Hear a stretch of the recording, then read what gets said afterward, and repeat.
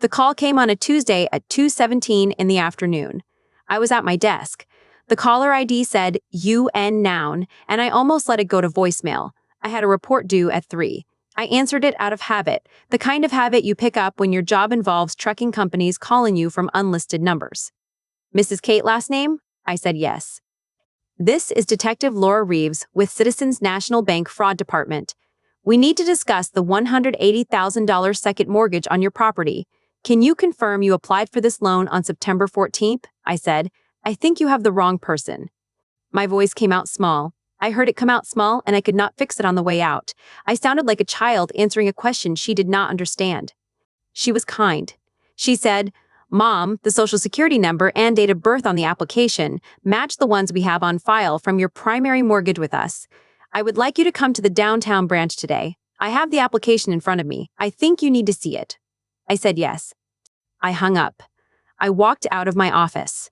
I did not tell my assistant where I was going. I took the stairs instead of the elevator because the elevator had a mirror and I did not want to see my face. I got to my car in the parking garage and I put the key in the ignition and I did not turn it. I sat in the driver's seat for 20 minutes. I had bought the house 6 months earlier with the final settlement for my divorce. I had signed the closing papers alone. I had painted the front door navy blue on a Saturday in July. I had never applied for a second mortgage on anything. I had never signed anything. And someone had, in my name, for $180,000. Detective Laura Reeves was 40-something and direct. She met me in a small conference room at the back of the downtown branch. She had a manila file open on the table. She asked if I wanted water. I said no. I sat down across from her and she turned the file around so I could read it upside down. My name at the top, my social security number, my date of birth, my home address. The property details for my primary mortgage. The signature on the application, a looping, showy cursive that I had never used in my life. I signed my name small and tight. My ex-husband used to complain about it, said it looked like a middle school girl's handwriting. This signature on the application did not look like my handwriting. It looked like someone trying very hard to look like a real adult signature. Under the signature, the notary block. Paula Monroe, commission number, stamp, date. Detective Laura turned to the next page. This is the photograph our branch took at the counter during the application. The applicant presented a driver's license with your name and date of birth. The photograph on the license was, well, you'll see. She turned the page.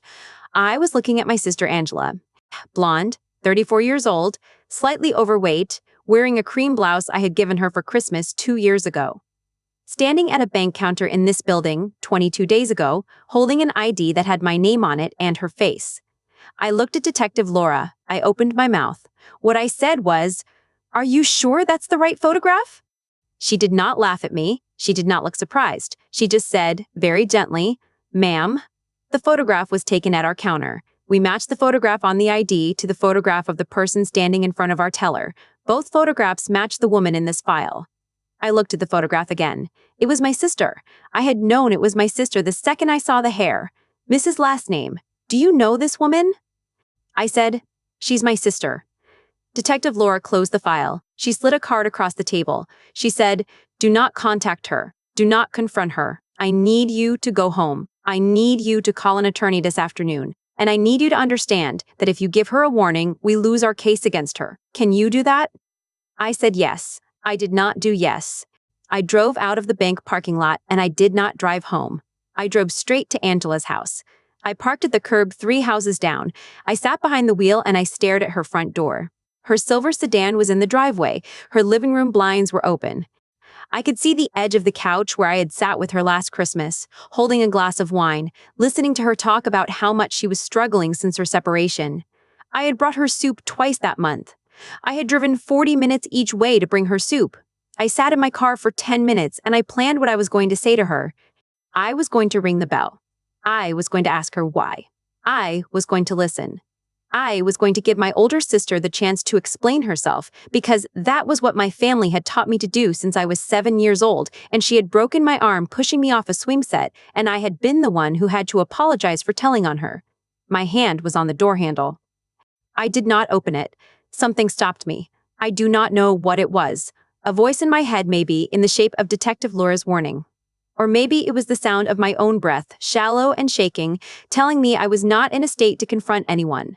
Maybe it was just exhaustion. I took my hand off the door handle. I drove home.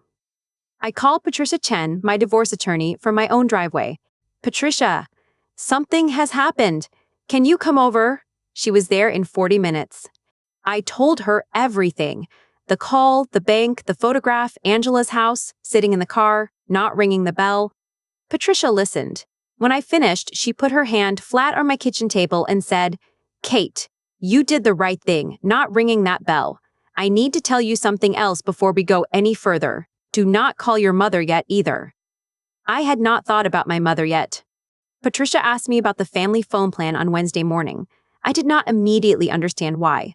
We were sitting at my kitchen table with coffee. She was taking notes in a yellow legal pad. She asked who administered the family plan.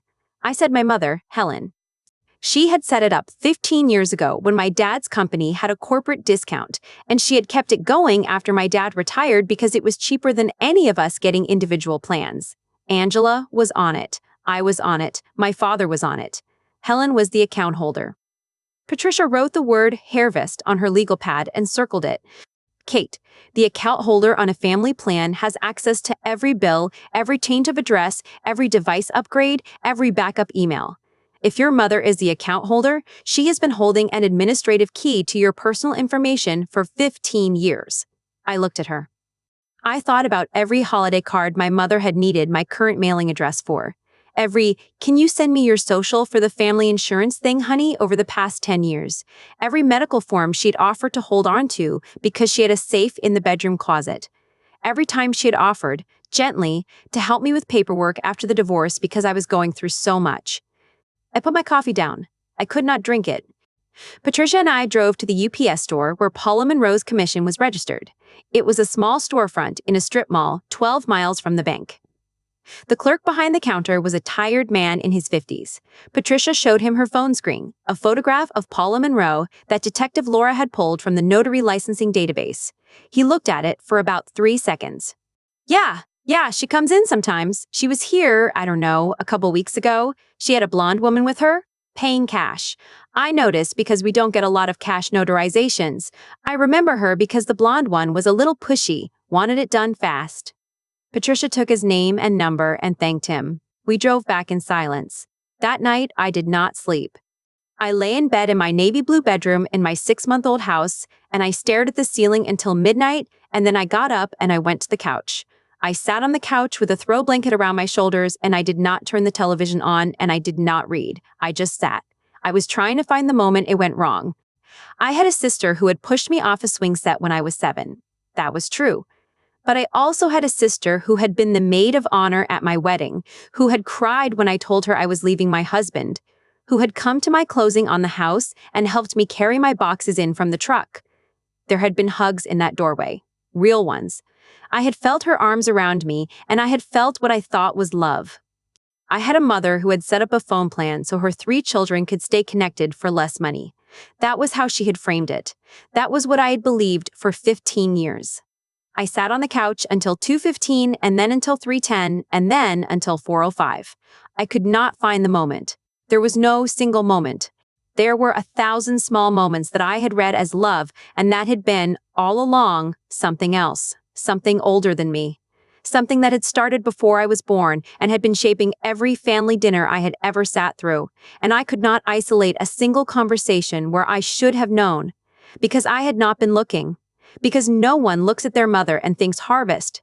My phone buzzed at 4:47 in the morning. It was Angela. The text said, "Hey, Mom says you need to call her. It's important." I stared at the screen for 10 minutes. I did not respond. Helen showed up at my office at 11:15 on Thursday. My assistant Beth came into my office white-faced. She said, "Kate, your mother is in reception. She says it's urgent." I had not told Beth anything. Beth knew only that I had been distracted for 2 days. She looked at me across my desk and she said very quietly, "Do you want me to say you're in a meeting?" I said no, I would handle it. Helen walked into my office like she owned the building. She closed the door behind her. She did not sit down. She stood in front of my desk in her good wool coat and her winter scarf and her pearl earrings, and she looked at me the way she had looked at me when I was 12 years old and I had lost a library book. She said, "Whatever this is, Kate, whatever you think you are doing, it needs to stay in the family." I did not respond. She said louder, "Don't you dare involve the police." The sentence came out of my mouth before I thought about it. I said, "It's already with the police, Mom. It's been with them for 6 days." Helen's face. I will remember Helen's face for the rest of my life. She did not yell. She did not cry. Something underneath her expression collapsed inward and reassembled in a different configuration. It was like watching a house settle on its foundation, 6 inches lower than it had been the second before. Her mouth opened slightly. Her eyes went somewhere past my left shoulder. She did not say another word. She turned. She walked out of my office. She did not close the door behind her. She walked across the office floor past Beth's desk without looking at Beth, and she walked out into the lobby and out through the glass doors into the parking lot. I stood up. I walked to my window. My office faces the employee lot on the side of the building. I watched Helen walk to her car. She did not get in. She stood in the open driver's side door and she took her phone out of her coat pocket and she called Angela. I could see her lips moving. She was talking fast. Her free hand was shaking so hard she had to brace it on the roof of the car. She was calling my sister to tell her.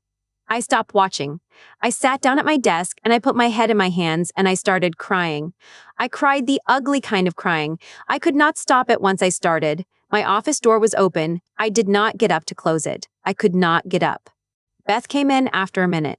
She did not say anything. She closed my office door quietly and she walked out again and she came back with a box of tissues from the supply closet and she set them on my desk and she put her hand on my shoulder for 3 seconds and she walked back out and closed the door again. I called Patricia when I could breathe. "Patricia." I broke. She came to my office. She said, "Don't you dare involve the police." And I told her it was already with them. I told her it had been 6 days. I couldn't sit there and lie to my mother's face. Patricia was quiet for a second. Then she said, "Kate, I know you think you just blew this up. You didn't. You actually just helped us. If your mother calls your sister now, which she is almost certainly doing right this second, your sister will panic. A panicked person does not think clearly. Let me tell Detective Laura." I said, "Okay." I said, "Patricia, I don't understand how my own mother could." "Kate, I know, not today. Today we work. There's time to understand the rest later." Detective Laura moved fast after Thursday. By Friday morning, she had looped in Karen Ellis at the DA's Financial Crimes Division. Patricia drove me to the courthouse on Friday afternoon and we gave a full statement. Karen read my affidavit of fraud across her desk and she said, "This is one of the cleaner cases I've seen. You have documentation, you have witness identification, you have bank security photographs, and you have an unforced admission from your mother that she knew." I said, "I got that admission out of her by breaking." Karen said, "It counts anyway." Patricia filed the affidavit of fraud with Citizens National Bank that afternoon. She also filed it with all 3 major credit bureaus. Within 48 hours, there was a formal fraud alert on my credit profile across the banking system. Any new application in my name at any institution would be manually flagged before it could be processed. Detective Laura personally briefed First Merchant Bank, 30 miles away. She chose First Merchant because it was the closest bank to Angela's house other than Citizens, and because First Merchant had a reputation for careful teller-level ID verification. She gave First Merchant a photograph of Angela, a description, and a direct cell line to call if anyone tried to apply for credit in my name. Then we waited on Paula Monroe. Detective Laura interviewed Paula on Monday. Paula lawyered up inside of 20 minutes and gave nothing. Her attorney argued that the notarization had been routine, that Paula had no way of knowing the signer was not the person on the ID, that the photograph on the license had appeared to match. Detective Laura let her talk and left. She came back on Wednesday with a subpoena for Paula's notary journal. The journal had no entry for the September 14th notarization at all. Paula broke on Wednesday afternoon. Her attorney, sitting next to her, looked at the ceiling the entire interview. Paula admitted that Angela had come to her. Angela had been referred by a hairdresser friend who knew Paula did off-the-books notarizations for cash. She admitted Angela had paid her $400. She admitted she had known the ID Angela presented had a different last name from the name Angela had given her, and that she had not asked questions. Then, at the end of the interview, unprompted, she added that Angela had come to her twice before, in the previous calendar year, to notarize what Paula now suspected had been 2 other fraudulent documents. Those earlier documents turned out to be an auto loan application in my name that had been denied, and a credit card application in my name that had gone through and that Angela had used for 18 months until the card was closed for non-payment. I had never known about either. Paula's sworn statement was taken Wednesday evening. Her notary license was suspended pending revocation by Thursday morning. Detective Laura called me Thursday night. Kate, Paula gave us 2 more documents. Your sister has been doing this to you for longer than we knew. I was sitting at my kitchen table when she said it. I did not respond for a long time. She said, Kate, are you there? I said yes. She said, I need to ask you something, and I want you to think before you answer. We want to try to catch her in the act on the next one. Your mother has now told her that you know and that the police are involved. Your sister is panicking. A panicked person will make a mistake. We want to give her an opportunity to make it at a location where we are waiting. Are you willing to help us set it up? I said, what do you need me to do? The plan was a Sunday dinner. Patricia did not like it. She said it was risky. She said I might break again, the way I had broken in my office. Detective Laura said she understood the risk. Karen Ellis said the DA could build the case without the trap, but that a second attempt by Angela would upgrade the charge from simple mortgage fraud to aggravated forgery, which carried a substantially longer sentence. Patricia said that was a prosecutor's problem, not her client's. Detective Laura agreed. Karen said it was my call. I said I would do it. I went to Sunday dinner at my parents' house that weekend. I wore jeans and a sweater. I brought a bottle of wine because I always brought a bottle of wine. Helen opened the door and hugged me like nothing had happened in my office 4 days earlier. Her face had composed itself back into the face I had known for 32 years. Whatever I had watched collapse inside her on Thursday had been rebuilt in the mirror. My father, Grant, barely looked at me through dinner. He ate quickly and he went into the den to watch television. Angela was already there. She was wearing the cream blouse. I stared at her across the dinner table. She smiled at me with her eyes and her teeth, and she asked me how work was going. She asked about my kitchen renovation, which I had mentioned at a previous dinner. She told me about her weekend. She asked if I wanted more salad. I waited until dessert. I said, casually, over my mother's apple pie, I've been thinking about refinancing the house. Rates are dropping. I might pull some equity out to finish the basement. Angela did not take the bait. She smiled at me. She said, Oh, are you? Have you looked at the new program at Citizens? She said it the way a person says any sentence to any person at any dinner, no flicker, no pause. Then she turned to our mother and asked if she could have the pie recipe and changed the subject to a coworker of hers who had just had a baby. We did not come back to the topic of the house. Angela left at 8:15. She hugged me on her way out. I felt her arms around me, and I felt nothing. I drove home that night convinced the trap had failed. I called Patricia from my driveway. I told her it had not worked. Angela had not bitten. I had put the bait in front of her and she had let it sit on the plate. I said, Patricia, she's too smart. She's figured out what we're doing. Patricia said, Kate, she's scared. Scared people do not act fast. Give it time. I gave it time. Monday passed, Tuesday passed, Wednesday passed, and I slept badly and I ate toast for dinner because I could not face cooking. Thursday, I forced myself to cook. Friday, I saw Patricia in her office and she told me again to be patient. Saturday, I did nothing. Sunday, I did not go to my parents' house. I told my mother I had the flu. I did not have the flu. I sat on my couch and I watched old movies and I did not answer my phone. 9 days after the Sunday dinner, Tuesday morning, 11:14, I was at my desk. My phone rang. It was Patricia. She never called me during work hours unless something was happening. I picked up on the first ring. Kate, First Merchant just called Detective Laura. A blonde woman matching Angela's description is standing at the counter right now. She has a driver's license with your name on it and a different photograph. She's applying for a personal line of credit. Detective Laura is already in the car. She'll be at the bank in 15 minutes. Kate, it's happening. I closed my eyes. Patricia, do I? No, you do nothing. You stay at your desk. You do not call anyone. I will call you back when it's done. She hung up. I sat at my desk. I did not work. I did not open my email. I did not answer the phone when my boss called me from 2 offices down. I watched the clock at the corner of my computer screen. 11:15, 11:19, 11:26, 11:31. Patricia called me back at 11:47. Kate, they have her. I did not respond. The bank security camera caught Angela's face the moment the card reader beeped on the fabricated license. Her card was still in the slot when Detective Laura put her hand on Angela's shoulder. She is being booked right now. They have everything. Counter photograph, ID in evidence, security footage from 3 different angles. Kate, it's done. I said, thank you. I hung up. I walked out of my office and I walked past Beth's desk and I walked into the women's bathroom on the 3rd floor and I locked the stall door and I did not cry. I had thought I would cry. I did not. I sat on the closed lid and I breathed in and out and I thought about my sister sitting on a hard bench in a holding cell with her card in an evidence bag, and I felt, for the first time in 2 weeks, that the ground under my feet was mine again.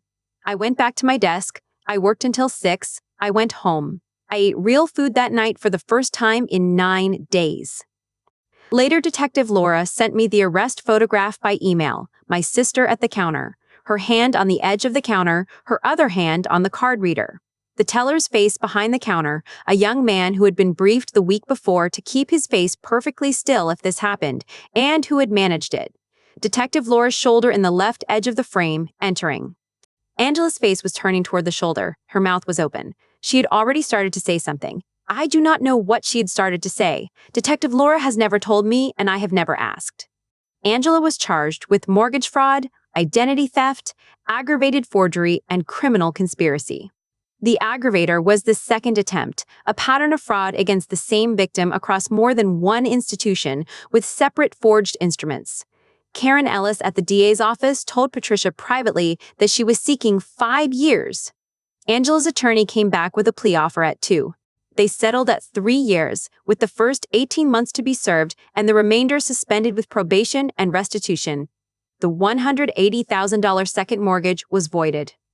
The $47,000 Angela had already drawn down was frozen within a week of her arrest and was returned to Citizens National Bank within 60 days. Because I had filed the affidavit of fraud immediately, none of it touched my personal credit. My primary mortgage was unaffected. The bank issued me a letter confirming the second mortgage had never been valid and that my property was clear.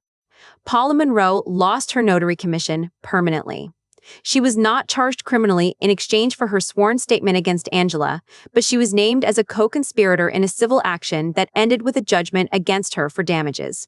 She declared bankruptcy the following year. The investigation into my mother started 2 weeks after Angela's arrest. Karen Ellis had flagged the phone plan access from the first affidavit. Detective Laura had pulled Helen's account records with a warrant. Helen had administrative access to Angela's number, her own number, my number, and my father's number. Helen had logged into the account portal 43 times in the 18 months leading up to the mortgage fraud. She had downloaded statements. She had pulled backup codes. She had reviewed linked devices. Helen's own cell phone, forensically examined, contained a text message thread with Angela from the week before the September 14th bank visit, in which Helen had sent Angela a photograph of a document containing my social security number. Helen was indicted for criminal conspiracy and identity theft. My mother pled to a reduced charge of criminal facilitation with a sentence of 12 months of home detention. She did not go to prison. She took the plea in a room I was not in. Patricia represented me at the plea hearing as the victim of record. I did not go. My father Grant cooperated with the DA's office. He gave them a sworn statement that he had known his wife had access to our phone plan information and that he had suspected, for at least a year, that his older daughter was in financial trouble and that his wife was helping her. He had not known about the mortgage. He had not known about the earlier documents. He had suspected, in a general way, that Angela was taking money from someone. He had not asked questions. The DA accepted his cooperation.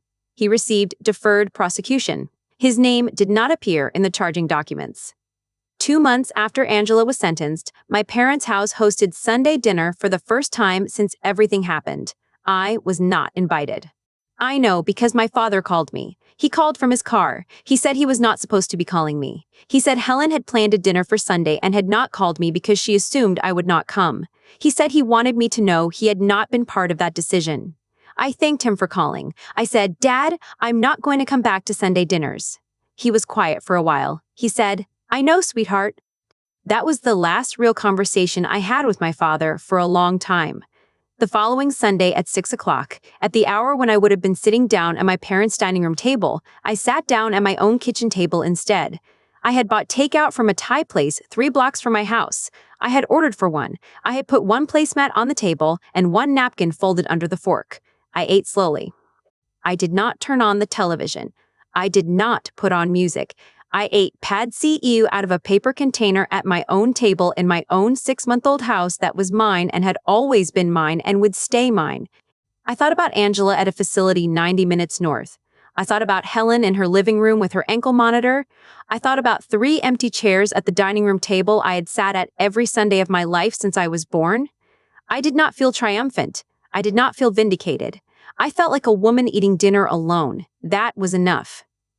I changed my phone plan the next morning. I changed my locks the weekend after. I changed the family I answered the phone for in a process that took longer and that I am still finishing. If you are sitting with this one, if someone in your family has ever looked you in the eye and said, "Don't you dare," and meant, "Don't you dare make us face what we have done to you," I want you to know something. The people who say, "Don't you dare," are the ones who know exactly what they have done. They are not confused. They are not overreacting.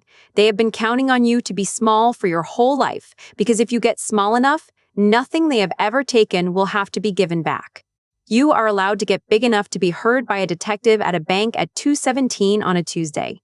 You are allowed to eat dinner alone at your own table. You are allowed to keep the house you paid for with your own name on the deed. You are allowed to change the locks. Stay with me here. I tell these stories because somebody needs to, and because somewhere out there is a woman sitting in her car in a parking lot for 20 minutes trying to find the strength to turn the key. The key will turn. Your hand is already on it. Subscribe if this reached you. There will be another story next week.